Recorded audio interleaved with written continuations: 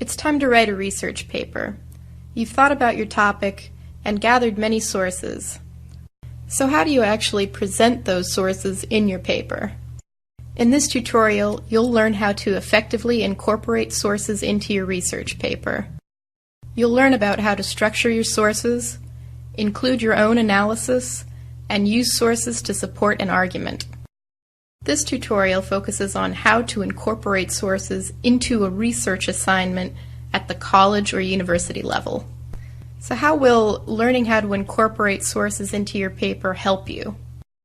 Throughout history, all well-known figures have drawn ideas from those that came before them to formulate their own ideas. Isaac Newton famously said, "If I have seen further, it is only by standing on the shoulders of giants." All sorts of famous figures have used ideas that came before them to create their own original ideas, including activists and speakers, businessmen, and even artists. Building on sources makes your own ideas better. If nothing else, learning about how to incorporate sources into your research paper will help you get a better grade on your assignment. You can think of writing a research paper as presenting an argument or a point of view. Every scholarly research paper contains a thesis. The thesis is the central argument of your paper. All of the sources included in your paper must relate back to your thesis in some way. It's your job to use these sources to support your central thesis. It's often good to include sources that agree with your central thesis as well as those that don't agree with your central thesis. Examining and addressing multiple sides of the argument often makes your own argument stronger. It can help to think about sources on a given topic as a conversation between people you haven't met. First, you listen to the conversation for a while.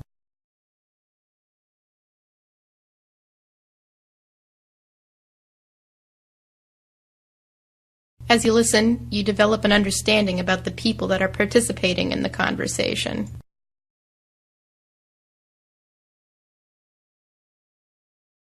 You think about how the characteristics that you've observed might impact the arguments that the other people are making. After listening to the conversation for a while, you jump in. When one person presents their ideas, you respond with your own thoughts. This is one of the main differences between scholarly research papers and other papers that you might have written in the past. It's not enough just to present sources. You also have to present your own ideas and responses in relation to those sources. Sometimes this is called presenting analysis. There are three primary ways to present ideas from another source in your research paper: using a direct quote, a paraphrase, or a summary. When you use a direct quote, you are using the exact words from a source. You want to include quotation marks, depending on the quote length, and a citation. When you paraphrase, you are using the idea from a source written in your own words. This is usually about the same length as the original quote. Paraphrasing is often used to simplify language or to explain terms. You don't need quotation marks, but a citation is necessary. When you use a summary, you are using ideas from a source written in your own words. Summaries are shorter than the original quote and are used to give an overview of many ideas. There is no need for quotation marks, but a citation is necessary. Be sure to cite correctly. We have research guides covering both MLA and APA citation styles on our website, and when in doubt, you can always ask a librarian for help with your citations. Whenever you present ideas from an outside source, there are three main components that you need to include. First, provide an introduction.